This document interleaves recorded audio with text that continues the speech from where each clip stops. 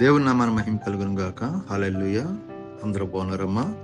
దేవాదేవుడు మరి యొక్క నూతన దినం దయచేసిన దేవాదేవునికి వందనాలు చెల్లించుకుంటూ ఈ దినపు వాగ్దానం ధ్యానించుకుని ప్రార్థన చేసుకుని మన పనులు ప్రారంభించుకుంటాం. ఈ ఉదయకాలపు వాగ్దానం, నేను నీకు తోడే అన్నాను, నీకు హాని చేయుటకు నీ మీదకి ఎవడును రాడు. అపోస్తలుల కార్యం 18వ అధ్యాయం 10వ వచనంలో మాట్లాడబడింది. నీకు తోడాను, నేను నీకు తోడే అన్నాను, నీకు ఏ హాని చేయటకు నీ మీదకి ఎవడను రాడని భక్తుడైన పౌలు గారికి దేవుడు మాట్లాడుతున్నాడంటే, దేవుడు తోడున్నప్పుడు మనకి ఏ హాని జరగదు. మనం అనుకున్న నా శక్తి నా బలము చేతని ఏమీ చేయలేనుకుంటాం. మనం ఎవరి మీద, మనుషుల మీద ఆధారపడితే ఏమీ చేయలేం, కానీ దేవుని మీద ఆధారపడితే ఏదైనా చేయగలం. అందుకే దేవాదేవుడు నా మీద అనుకుని ఎంత మాత్రం తోసివేసేవాడు కాదు, సిగ్గుపరచనిచ్చేవాడు కాదు అని ప్రభు అంటాడు. అందుకే మోషే నత్తివాడే, కానీ దేవుడు ఏర్పాట్లు ఉన్నాడు. దేవుడు అతని ద్వారా అనేక కార్యాలు జరిగించాడు. ఎందుకని దేవుని కోసం సమస్తను విడిచిపెట్టి వచ్చాడు. 40 సంవత్సరాలు మిద్యానవనంలో గొర్రెలు కాసుకున్నాడు. ఆ తర్వాత దేవుడు పిలిచి 10 రోజు ఒక రోజు పిలుస్తాడు. దేవుడు పిలిచిన దేవుడు నమ్మదగిన వాడు. నిన్ను నన్ను పిలిచిన నమ్మదగిన వాడు. ఆయన విశ్వాసం కలుగుంటే దేవాదేవుడు ఏదైనా చేయగలదు. చూడండి, నిర్గమాకాండం 4వ అధ్యాయము 12వ వచనంలో, కాబట్టి వెళ్ళుము, నేను నీ నోటికి తోడేండి, నీవు ఏం పలకవలసిందో నీకు బోధించేదని అతనితో చెప్పాను. నువ్వు వెళ్ళు, నీ నోటికి నేను తోడే అంటాను. మనం అనుకుంటాం, అయ్యా నాకు ప్రార్థన రాదండి, అయ్యా నేను వాక్యం చెప్పలేను, అయ్యా నేను పాటలు. దేవుడు మన నోటికి తోడే అంటాడు. నిశ్చయంగా సహోదరుడా, అలాంటి భయం నీకు ఉందేమో, నేను చేయలేనని భయం ఉందేమో, ప్రభు నీకు తోడనగా ఏ కొదలు ఉండవు. దేవుడు తోడనాడు కాబట్టి మోషే మరి ఐగుప్తులో ఫరో ఎదుట నిలబడి మాట్లాడాడు, అనేక అద్భుత కార్యాలు చేశాడు. ఐగుప్తు 4 లక్షల కాలబాలని నడిపించుకొచ్చాడు మోషే. హల్లెలూయా. ఎవరు తోడుకంటే దేవుడు తోడన్నాడు. ప్రభు అయ్యో అతను 13వ వచనం అంటాడు, అందుకు అతడు అయ్యో ప్రభువా, నీవు పంపుతలిస్తే వాడిని పంపమనగా. ఎవరిని? తన అన్నయ్య అహరోను పంపమంటున్నాడు. దేవుడు ఏమంటున్నాడు? నత్తివాడే కావాలి, పనికిరానివాడు కావాలి, అని పనికొచ్చి వాళ్ళకి చేస్తాను.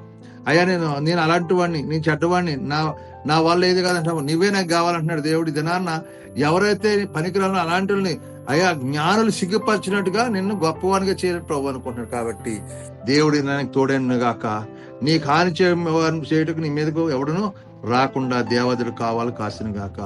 మోషేకి తోడిన దేవుడు మరి నీకు తోడైన గాక. దావీదు తోడిన దేవుడు నీకు తోడైన గాక. అబ్రహాం తోడిన దేవుడు నీకు కూడా తోడైన గాక. ఇది నాన్న నీకు భయపడినప్పుడు ప్రభు నువ్వు నాకు తోడుకున్నావు, నీవే నాకు తోడయ్యా, నా సమస్తం నీవేనయ్యా, నీవు తప్పనే కావాలని ఎప్పుడైతే విశ్వాసం కలిగి ఉంటావు, దేవాదేవుడు నీకు తోడుగుండిన గాక, నిన్ను నడిపించిన గాక. నీ వెళ్ళే ప్రతిభను విజయాన్ని దయచేసి నిన్ను ఉన్నతమైన స్థితికి తీసుకెళ్లే కృప దేవాదేవుడు దయచేయను గాక. ఆమేన్. ఈ వాగ్దానం బట్టి ప్రార్థించు, దేవుడు నీకు తోడైన గాక. ఆమేన్. మీ అందరి కొరకు ప్రార్థిస్తాను, మీరు కూడా నాతో ఏకీభవించు. ప్రార్థన. సర్వోన్నతుడ, సర్వశక్తిమంతుడ, జీవం గల యేసు ప్రభు పరిశుద్ధుడా, కృపగలవాడ నీకు వందనాలు. మరొక నూతన దినం దయచేసావు. ఈ దినమంతా నీ రెక్కల చాటును భద్రపరచండి, కాచి కాపాడండి, దీవించండి, ఆశ్రయం, నీ అభిషేకం, నీ ఆత్మ, నీ పరిశుద్ధం, నీ సన్నిధి మాపై మాకు మూరించు. నీ ఆత్మకార్యాలు జరిగించు, నీ మహిమకార్యాలు జర సహాయించండి. నీ సిలువ రక్తం మాపై ప్రోక్షించు ప్రభావ. మనం చేసిన మా చేతులు మమ్మల్ని దీవించు. దుష్టుడు సాతాను గలిబిల్చాక మా చుట్టూ కంచివేయండి ప్రభావ. బలహీనలు ముట్టి స్వస్థపరచండి ప్రభావ. నేను స్వస్థపరిచి యెహోవాని అంటున్నా ప్రభావ. నేను బయటికి వెళ్ళిన లోపలికి వచ్చిన దేవునికరంగా మలచండి. మరి అక్కడ కష్టార్జితాన్ని దీవించండి. మా కష్టార్జీ వ్యర్థంగా పోకుండా సహాయం చేయండి. తాగుడు పేకడని వ్యసనాలను దూరపరచండి. అప్పులైన బంధకాల నుంచి విడిపించండి. మీ కృపలు భద్రపరిచి మిమ్మల్ని మీరు మహింపరచుకోమని అడుగుతున్నాను తండ్రి. నీకు వందనాలు, స్తోత్రాలు. ఇదిగో తండ్రి నాయన, ఈ దినమంతట్లో ప్రభు మీ తండ్రి తోడుగొంచండి. ఏదైనా పుట్టినరోజులు, పెళ్లి రోజులు జరుపుకున్న బిడ్డలను జ్ఞాపం చేసుకో, దీవించు, ఆశ్రయించు. ఇలాంటి పుట్టినరోజులు, పెళ్లి రోజులు ఎన్నో జరుపుకునేలాగా సహాయం చేయండి. అలాగే ప్రభునైనా ఈరోజు ఎవరైతే ప్రభునైనా నూతనంగా పనులు ప్రారంభిస్తే ఆ పనులు మీరు తోడుగున్నాను ప్రభా. అయ్యా కార్యం చేయండి. ప్రేమను కుమారుల తల్లిదండ్రుల మాటలు లోబడే కృప దయచేసి మీ కృపలో భద్రపరిచి కాచి కాపాడమని తండ్రి.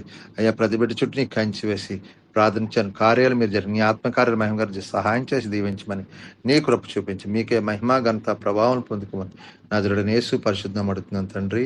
ఆమేన్. వందన ప్రభు మిమ్మల్ని మీ కుటుంబాన్ని బహుగా దీవించి ఆశ్రయించిన గాక. ఆమేన్. వందనాలు. ప్రభువు నామంలో ఈ వీడియో వీక్షించిన ప్రతి ఒక్కరికి జీసస్ స్వస్థత ప్రార్థనా మందిరం వారి ప్రత్యేక వందనాలు తెలియజేసుకుంటున్నాము. మరి ఇంకెన్నో సందేశాలు, వీడియోలు, సంఘ కార్యక్రమాలు మీకు అందుబాటులోకి రావడానికి పక్కనే ఉన్న సబ్స్క్రైబ్ బటన్ని ప్రెస్ చేసి బెల్ ఐకాన్ని కూడా ప్రెస్ చేయాల్సిందిగా కోరుకుంటున్నామండి.